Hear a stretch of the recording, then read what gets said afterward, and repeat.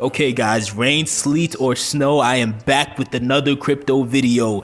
This first story here is actually what I feel is a very important story that really nobody's talking about. Well, not a lot of people are talking about, I guess I should say. So it reads, Binance will temporarily suspend US dollar bank transfers. The crypto exchange says only 0.01% of its traders make use of USD bank transfers. Now, I really don't believe that. I would question that. I would want to see proof of that. But again, I'm biased when it comes to that because I have used their USD bank transfer before. So, but continuing on. Binance has confirmed to Decrypt that the exchange plans to pause bank transfers of US dollars this week. We are temporarily suspending US bank transfers as of February 8th. Affected customers are being notified directly. It's worth noting that only 0.01% of our monthly active users leverage USD bank transfers. But that we are working hard to restart service as soon as possible, Binance told Decrypt via an email Monday.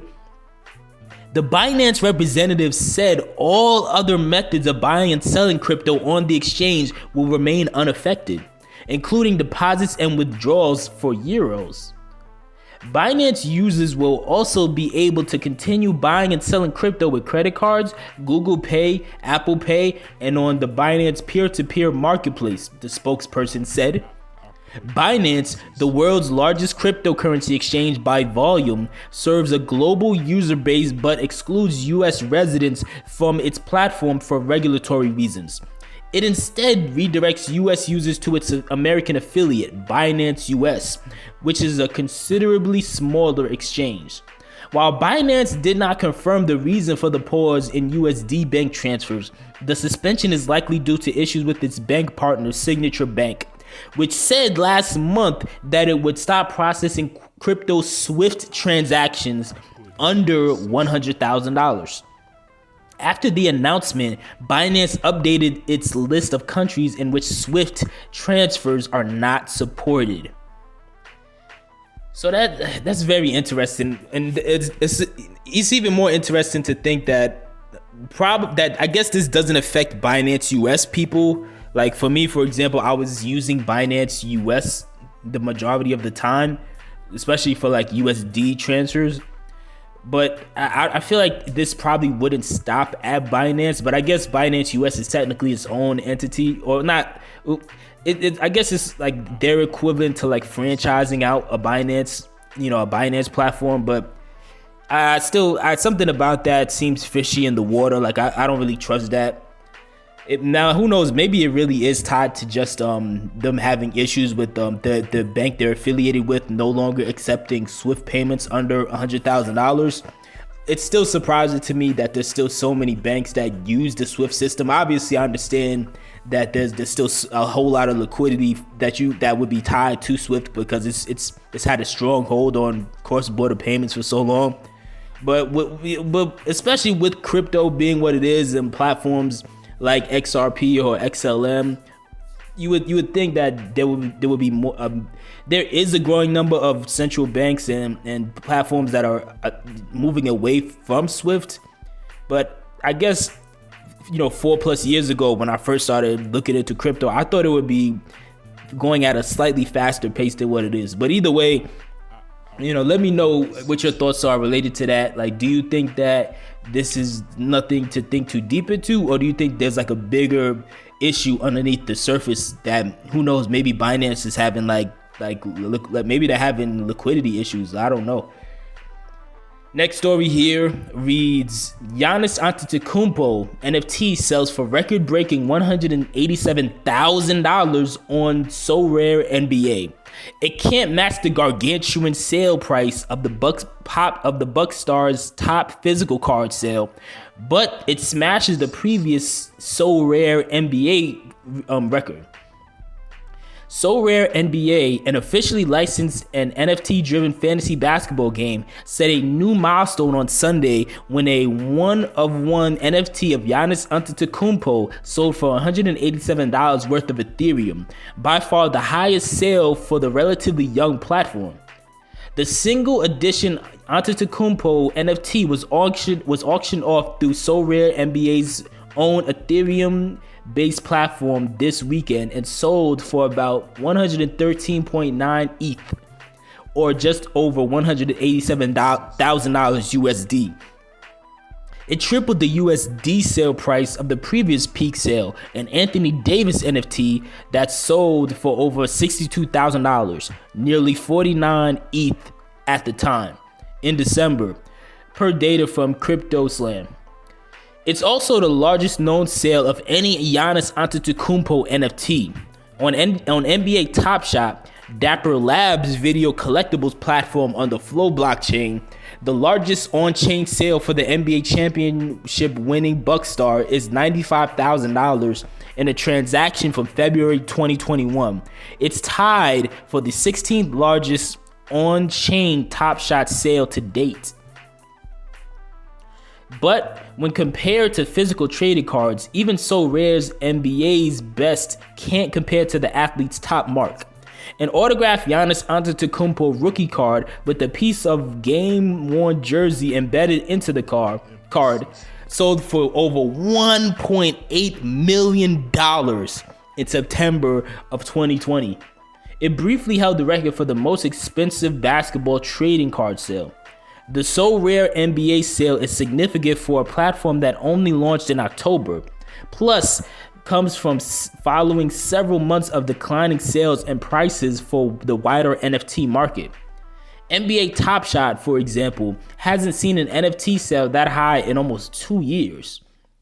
However, the NFT market posted a 38% increase in January in month-over-month organic trading volume per data from DApp Radar, suggesting growing momentum for the space. The NFT market itself has been around for only a few years and only gained mainstream interest and notoriety at the start of 2021. By comparison, sports trading cards have been collected, traded, and sold for decades, and prices for top cards skyrocketed amid the COVID-19 pandemic. The most expensive card ever sold, a 1952 Mickey Mantle baseball card, was auctioned for $12.6 million in August of 2022. The current top basketball card sale is a Steph Curry card that sold for $5.9 million in July of 2021.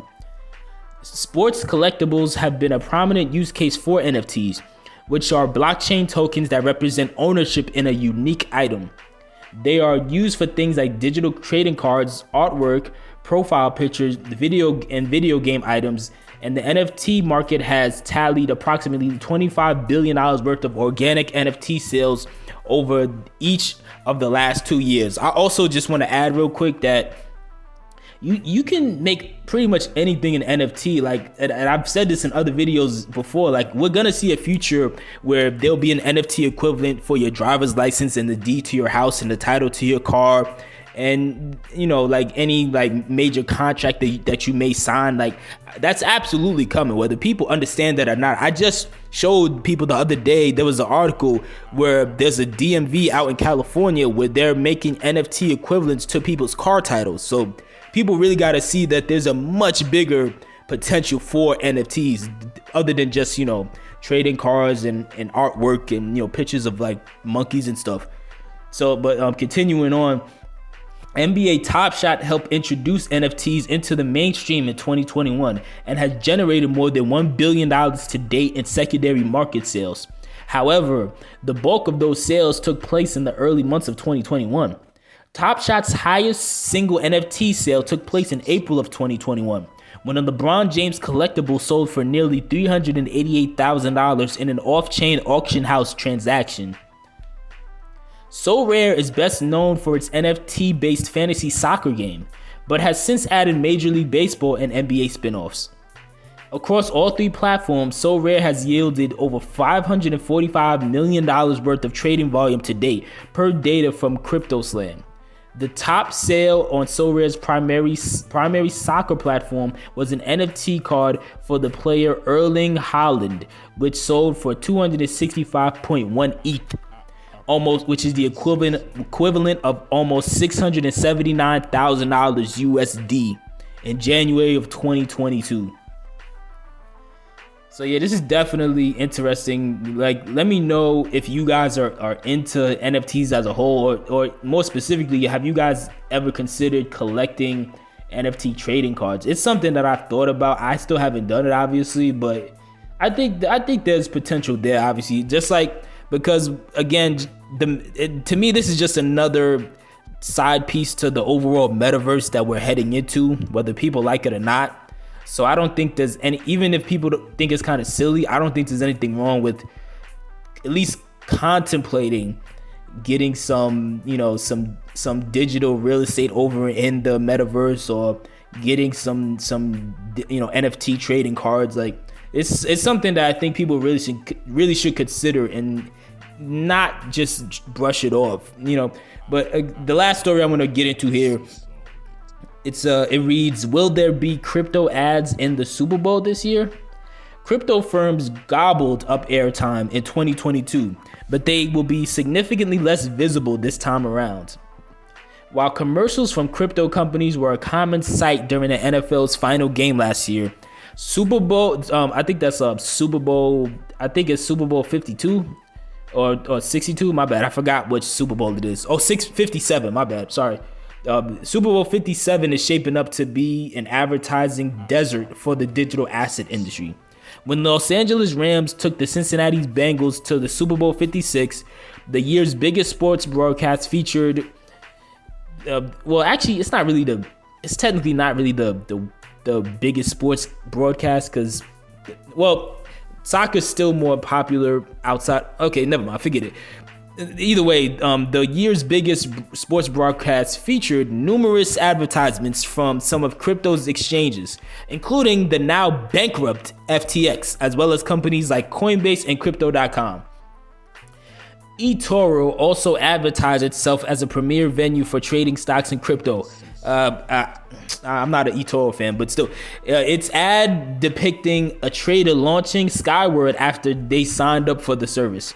And a commercial from Budweiser paid homage to the Nouns DAO NFT collection, showcasing the project's iconic glasses overlaying a classical painted portrait. Select crypto companies shelled out millions of dollars to put their companies on display to the masses, hoping to stand out amid a budding industry. And over 112 million viewers tuned in to watch football's big game last year, according to the NFL. Notably, advertisements from FTX and Coinbase were accompanied by Bitcoin giveaways, and Curb Your Enthusiasm star Larry David was the central figure in FTX's spot, which culminated in the comedian responding, when shown the exchange's app. That's kind of funny, especially considering how things played out for FTX. But continuing, even though FTX didn't trim its headcount prior to the exchange's collapse, both Coinbase and Crypto.com slimmed their rosters as digital assets came under strain last summer following the implosion of the Terra ecosystem. And as layoffs began mounting across the industry, CEO of cryptocurrency exchange Binance, CZ Binance, specifically referenced passing on ads for the Super Bowl, as he said the company was still hiring in June. Also, it included a clip here, not a clip, but a screenshot from it's a post that CZ Binance said, and it's actually low key like a pretty is in hindsight it's a pretty nice flex that he's making there, where CZ is quoted saying, "It was not easy saying no to Super Bowl ads, stadium naming rights, large sponsor deals from a few months ago, but we did. Today, we are hiring 2,000 open positions for Binance." Which, again, in hindsight, it seemed clearly he made the right decision, because he was more so, him and their company, they were more so thinking about the long game instead of the the mainstream notoriety. And now, several of those exchanges that mainly FTX that was trying to pump ads out so hard, a lot, we see how that worked out. But continuing on, it says, even though crypto prices have drawn down drastically since Bitcoin clung to around 42,000 during the last Super Bowl, a couple of companies are poised to represent the digital asset space as the Kansas City Chiefs get ready to face off against the Philadelphia Eagles Sunday. Web3 company Limit Bank is set to run an advertisement during the big game's first commercial break, where it plans to give away thousands of its Dragon Series NFTs to showcase the company's free-to-own NFT model designed for gaming. The interactive advertisement will feature a QR code that serves as part of viewers' introduction to Gaku. I might be butchering that name, but Gaku universe, which, similar to how Coinbase's ad from last year directed viewers to its website through a bouncing QR code reminiscent of the retro DVD logo. Hopefully this website doesn't crash. So yeah, that was just a quick excerpt again from this article here.